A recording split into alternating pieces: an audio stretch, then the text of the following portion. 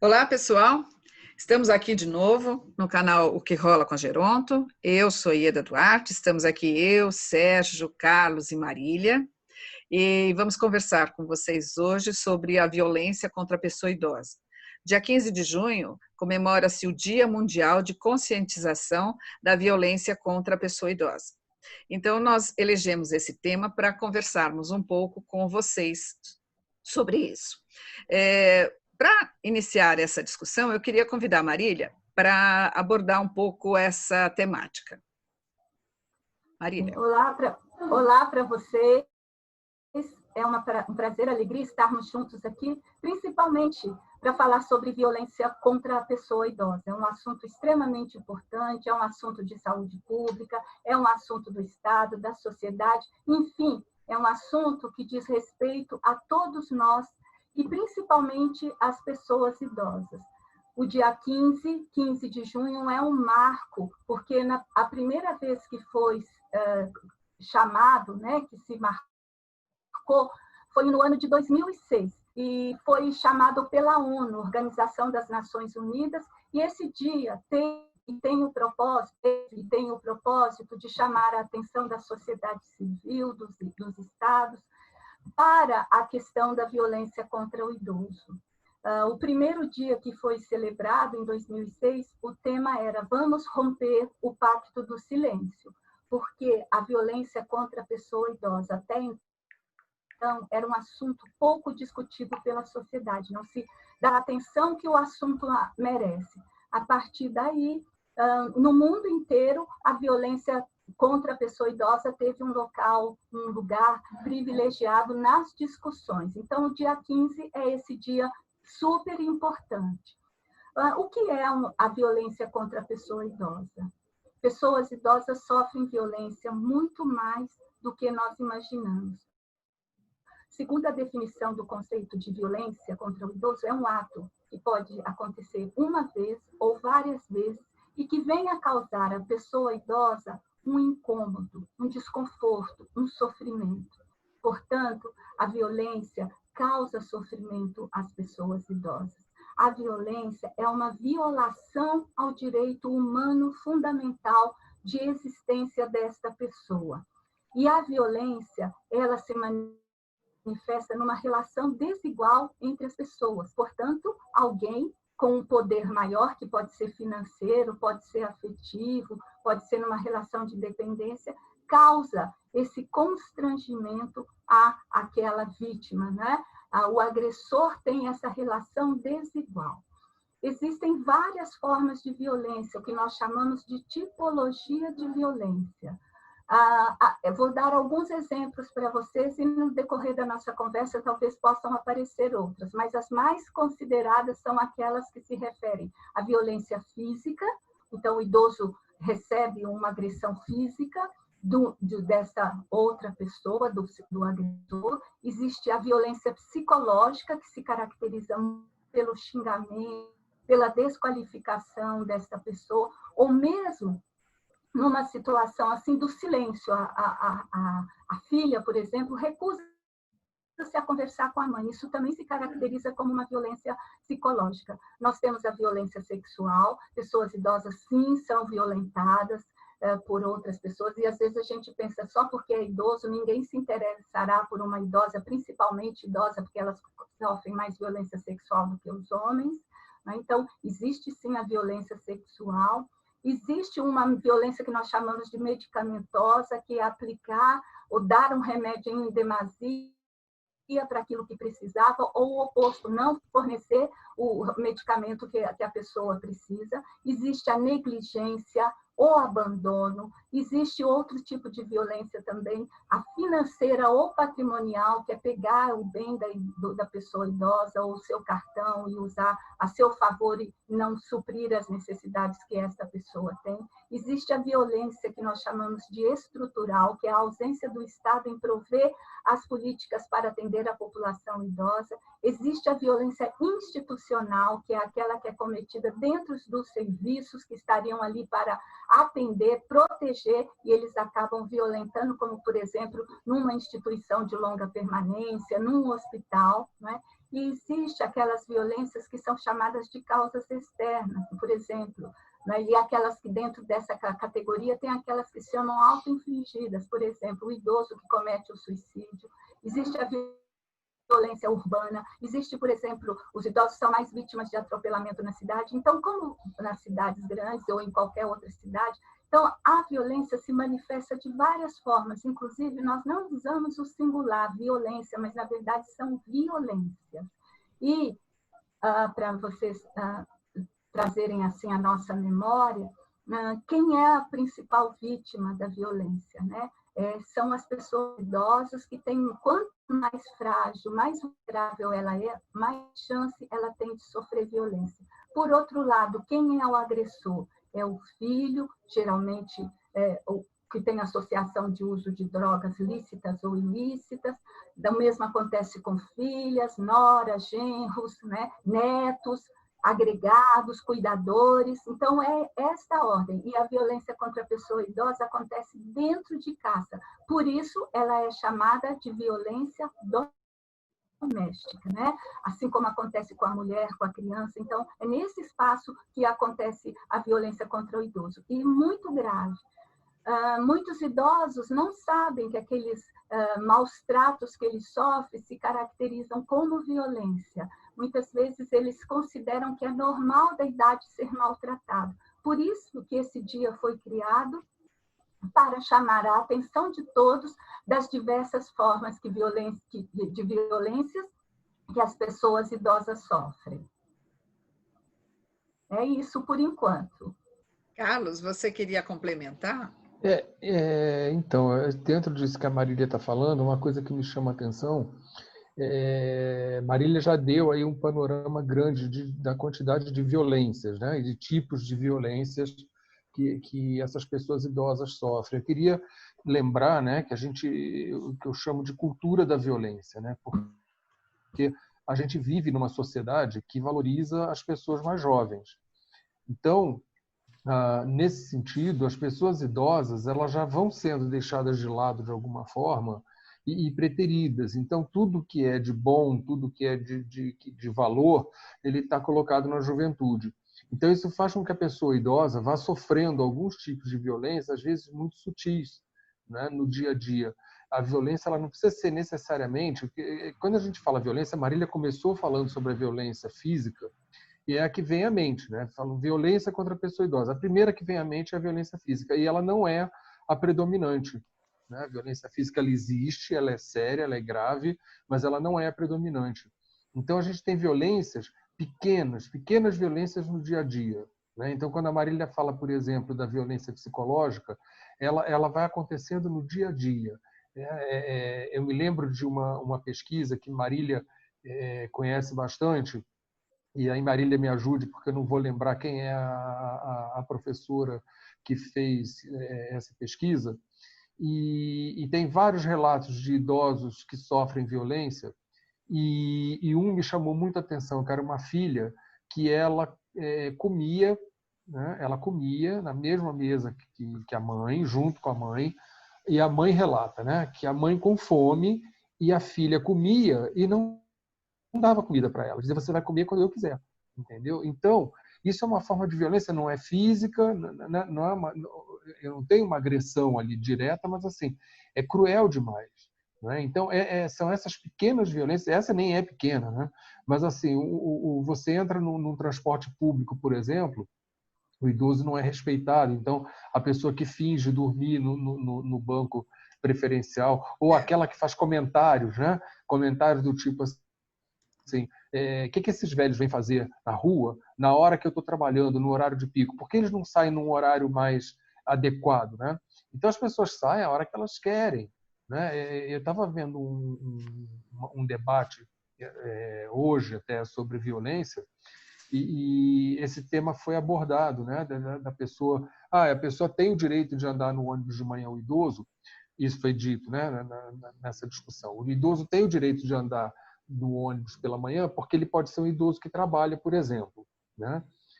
Eu discordo disso. Eu acho que ele não tem o direito de andar no ônibus porque ele trabalha. Ele tem direito de andar no ônibus porque ele é um cidadão. Ele anda no ônibus a hora que ele quiser. Exatamente. Ele pode sair a hora que ele quiser e andar a hora que ele quiser. Ele pode sair para passear de manhã às 7 horas da manhã, se isso é um gosto dele. Então, ele não tem que sair só porque ele tem uma obrigação. Ele tem o direito de ir e vir, isso é constitucional. Então, na medida em que eu coloco isso como uma barreira, é uma violência. São essas pequenas violências do dia a dia que vão acontecendo e muitas vezes a pessoa não percebe. Carlos, só para citar o nome da pesquisadora, é a Maria do Rosário Menezes, é uma pesquisadora, uma enfermeira da Universidade da Bahia, que contribuiu muito teoricamente na pesquisa da violência contra a pessoa idosa. Complementando o que você falou, Carlos, você citou o exemplo que a pesquisadora citou, mas a gente assiste muito isso em algumas situações de dependência, por exemplo, em casais, quando o marido que não foi um bom marido, que tem uma história ruim de casal, e ele fica doente, dependente, e daí a esposa ela passa a ser cruel com este marido, ela cuida dele, mas ela passa a ser cruel com ele, ela como uma forma de violência quando ele é idoso. Apesar de cuidar, entre aspas, ela exerce uma forma de violência como se fosse uma forma de vingança. Isso também é uma forma de violência. A gente, infelizmente, assiste esse tipo de situação com muitos idosos. Essas são situações vivenciadas em muitas situações de cuidado que nós presenciamos. Sérgio, você quer complementar? Como eu trabalhei muito em planejamento de políticas públicas para atenção à saúde da pessoa idosa, eu queria ressaltar, né, Marília já fez a tipologia, o Carlos enfatizou algumas, eu queria enfatizar um tipo de violência que a maior parte das vezes nessas comemorações, né, nesse dia, as pessoas esquecem de lembrar e que é importantíssimo, que é a violência estrutural e a violência institucional. Então, quando as políticas públicas não levam em conta o envelhecimento, quando as políticas públicas não destinam financiamento adequado, o SUS, por exemplo, um financiamento adequado, para que se desenvolvam políticas dentro da saúde, do serviço social, do desenvolvimento social, isto é uma violência enorme com a população idosa, porque eu estou fazendo com que essa população não tenha acesso a políticas adequadas para transformar a velhice numa época da vida que seja de qualidade excelente, de uma qualidade boa. Se eu não ofereço, né, programas, projetos, enfim, se eu não ofereço isso, eu estou excluindo, então, os idosos de terem uma saúde realmente, né, o SUS não é universal, nós não temos de ter direito à saúde, que está na Constituição. Se eu não faço isso, eu não consigo instituir as políticas e os projetos. Além disso, as instituições também são muito importantes. Elas podem e fazem, muitas vezes, violências incríveis, enormes, desumanas. Por exemplo, uma instituição de longa permanência que não tem as condições adequadas e deixa aquela população, aqueles 7, 10, 20, às vezes até mais idosos, por exemplo, em condições insalubres, em condições onde não tem acompanhamento profissional, em condições onde ele é muito chato, eu vou dar remédio, tá certo, para ver se ele cala a boca. Instituições onde os idosos não têm como se desenvolver, ficam na frente da televisão o dia inteiro parado, sem nada, nenhuma atividade. Então, essa violência é muito grande, mas os profissionais também fazem uma violência impressionante. Quando eu digo, idoso é chato de atender, eu não gosto de atender. Chegou idoso, eu tento fazer muito rápido. Eu não dou ouvido à queixa dele, ele é muito poliqueixoso.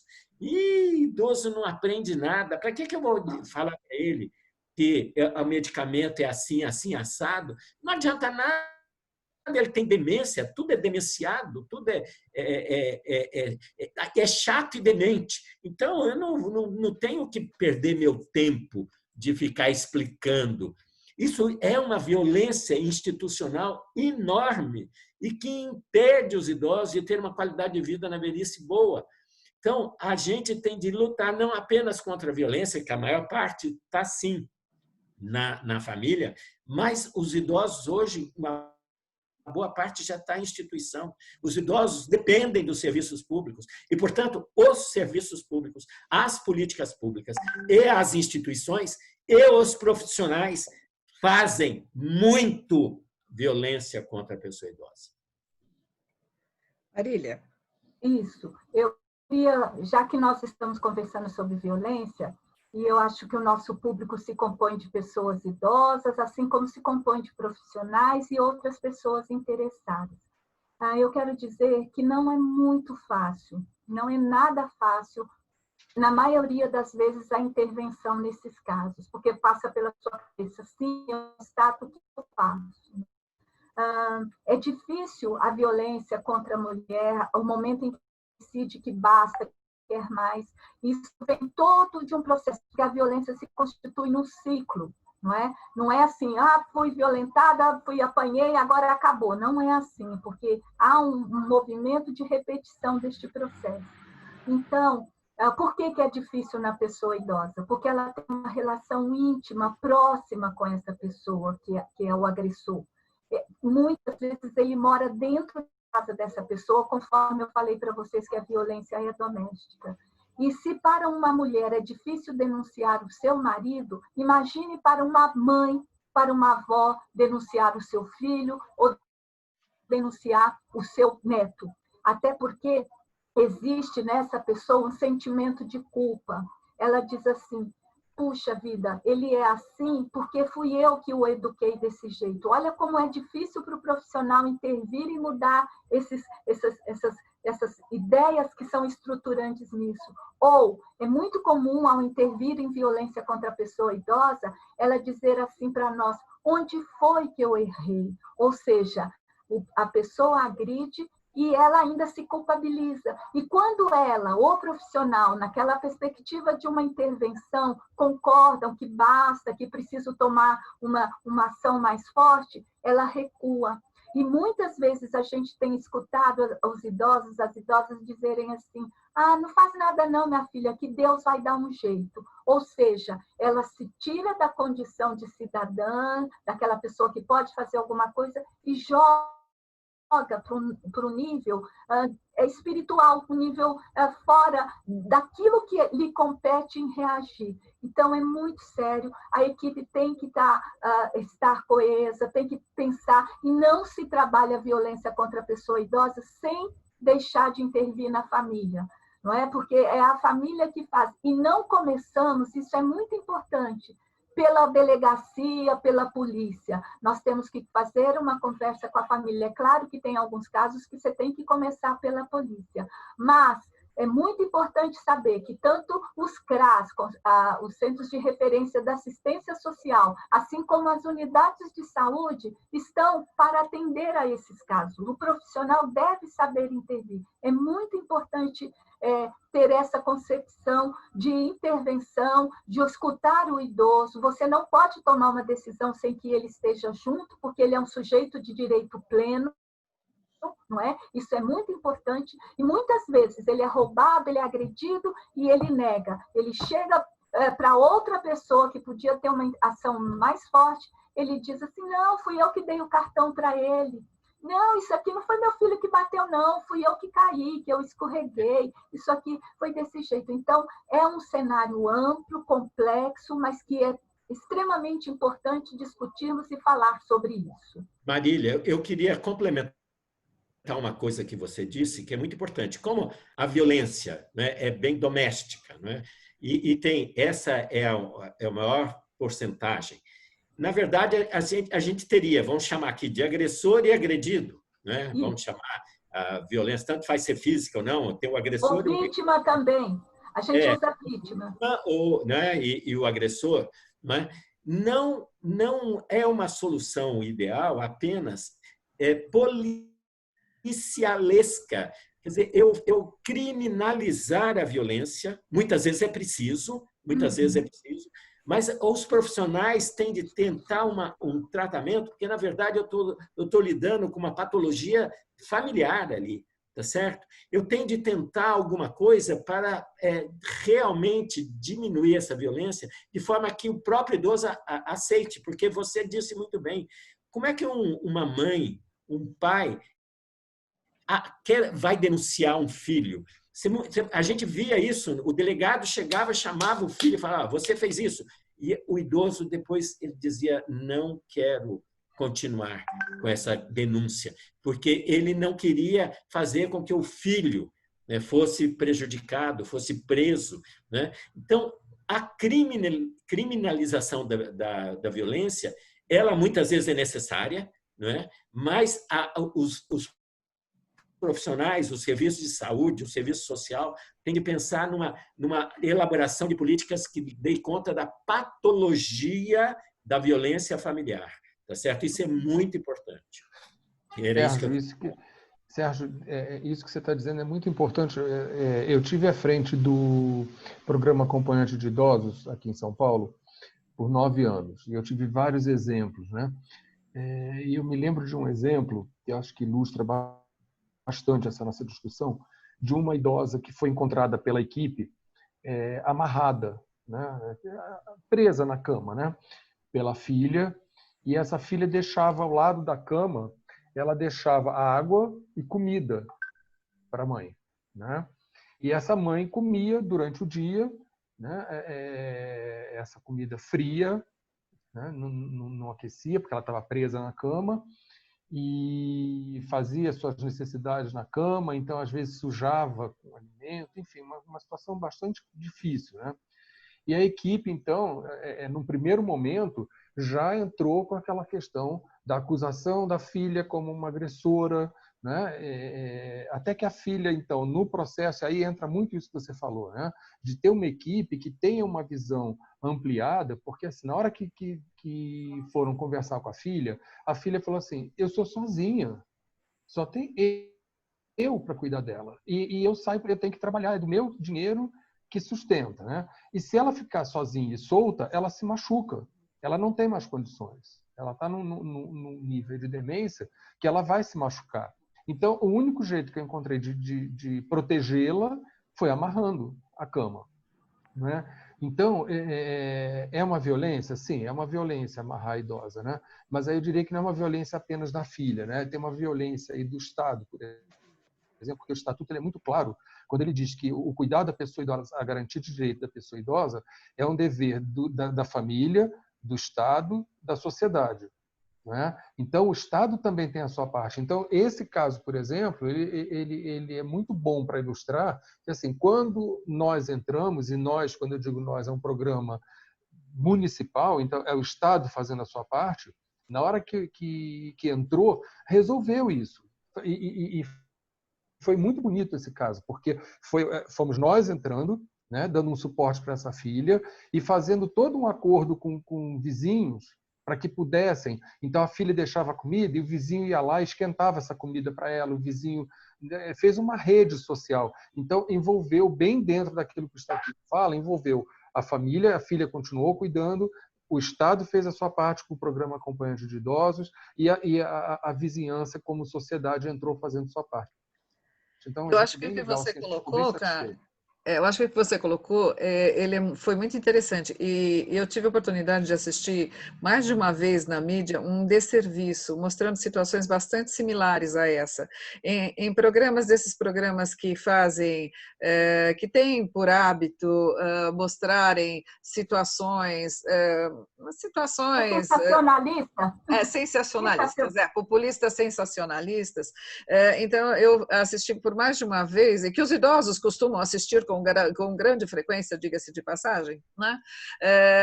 Uma situação em que envolvia uma pessoa idosa o alarde do repórter era: o idoso é trancado em casa, a família o deixa trancado, o filho deixa trancado, ele faz um quadrado, né, trancando este idoso. Quando ele filmou, você olhando, você profissional olhando, você via que nitidamente a pessoa idosa ela tinha algum comprometimento cognitivo grave, e que, na verdade, o que ele estava fazendo era proteger, ele não estava trancado, ele fez um quadrado circular para que aquela pessoa não saísse da casa e se perdesse, como acontece com muitas pessoas com demência que saem da casa e se perdem, porque eles acabam perambulando muito, se perdem, e às vezes a família não consegue encontrar, porque ele não consegue dizer onde mora, isso acontece com muita frequência. Então, foi uma medida protetiva, pelo menos a intenção da pessoa, do filho,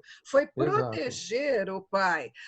Pode ser, da limitação que ele tinha, ele tentou proteger, pode não ter sido a melhor solução, mas foi o que lhe ocorreu, justamente em cima exatamente do que você estava explicando. Ele não tinha apoio de ninguém, não tinha um pai programa que pudesse lhe ajudar naquele momento, e de repente você vem com uma visão sensacionalista, ele foi acionado pela justiça, foi preso, porque daí foi acionado pela justiça, quando, na verdade, ele não estava querendo agredir, ele estava querendo proteger. Então, a gente tem, às vezes, medidas que elas são contrárias. Então, a gente tem os dois lados. Essas questões precisam ser vistas de diferentes maneiras, e eu acho que falta muito uma ação, sim, do Estado que seja complementar às famílias. Existem as duas situações. Existe a violência que precisa ser combatida, mas existe a ausência do Estado no sentido de ajudar. Eu já deixo você falar, Marília. Eu só queria complementar uma informação. Dentro da pesquisa que eu coordeno, que é o Estudo SAB, a gente pergunta sobre as questões de maus tratos aos idosos em todas as tipificações que a Marília bem colocou no início. Só para a gente ter uma ideia, nós perguntamos individualmente ao idoso, quando nós perguntamos para a pessoa idosa, é uma pergunta que a gente faz isoladamente, é um momento que a gente pede para ficar sozinho com o idoso, e perguntamos a ele isoladamente sobre a questão de se ele é agredido fisicamente, se ele sofre desrespeito verbal, financeiro, etc. Todas as tipificações de violência. Só para a gente ter uma ideia, em 1.800.000 pessoas que residem hoje na cidade de São Paulo, nós temos a resposta de aproximadamente 11% de idosos em São Paulo que respondem positivamente para as questões de violência. E isso para 1.800.000 é muita gente. E nós temos absoluta certeza que isso é subnotificado, muito subnotificado. Mas é só para a gente ter uma ideia da importância deste tema para a nossa realidade. Marília, por favor.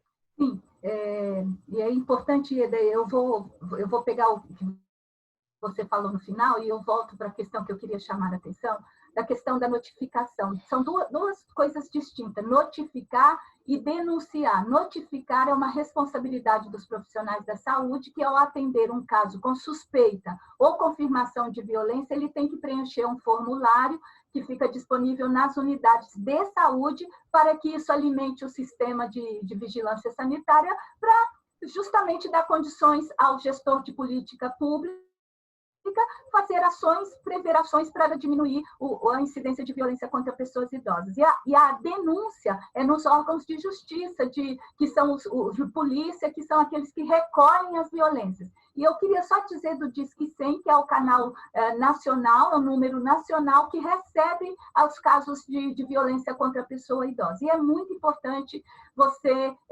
registrar, denunciar no caso, porque quem vai fazer a intervenção é um órgão de saúde, porque esse é o fluxo que gera dentro do Estado. Mas voltando do exemplo do Carlos que você deu da questão, perfeito, acho que vocês disseram muito bem, mas eu também queria dizer isso, que nenhuma forma de violência é justificada. Nós não podemos concordar com nenhuma forma de violência. E aí eu trago a questão do cuidador de idoso, o familiar, e associando a isso que muitas vezes, muitos casos, essa violência é cometida pelo cuidador que está num período de estresse, de cansaço, de não aguento mais. Então, ele cuidava da mãe com todo carinho, ela, né? Porque é mais feminino o cuidado do que masculino. Esta filha cuidava com todo amor, com todo carinho da mãe.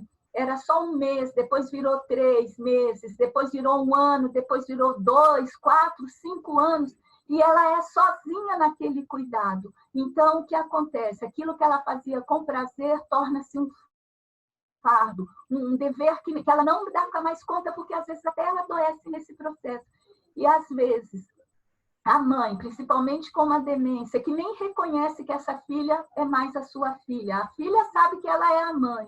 E aí ela diz que ela está batendo nela, a mãe, que ela não dá comida. E aquilo vai estressando, vai gerando um desgaste tão grande que um dia ela perde o controle e ela passa a agredir a sua mãe. Então, com isso, a gente está chamando a atenção, não é uma justificativa, mas dizer, como o Sérgio lembrou, que nós precisamos de políticas públicas eficazes, eficientes e reais para atender as famílias que cuidam de seus idosos que precisam de cuidado para evitar a presença de violência. Isso mesmo. Bom, com isso, nós finalizamos hoje o nosso primeiro momento de discussão sobre violência. Nessa semana em que vamos ter muitas discussões sobre a questão da violência contra a pessoa idosa, e é muito importante que nós possamos discutir cada vez mais esse tema, justamente para conscientizar todos sobre essa temática que deve ser combatida. A violência, ela não pode existir contra ninguém, e principalmente contra os idosos, em situações em que eles estão muito mais vulneráveis e que não vão poder se proteger. Tá? Então, muito obrigada por vocês estarem aqui. Nós queremos que vocês façam seus comentários, mandem seu like, mandem suas opiniões, discutam conosco. Isso é muito importante para a gente. Então, até a próxima discussão. Muito obrigada por compartilharem conosco o seu tempo e até o nosso próximo encontro.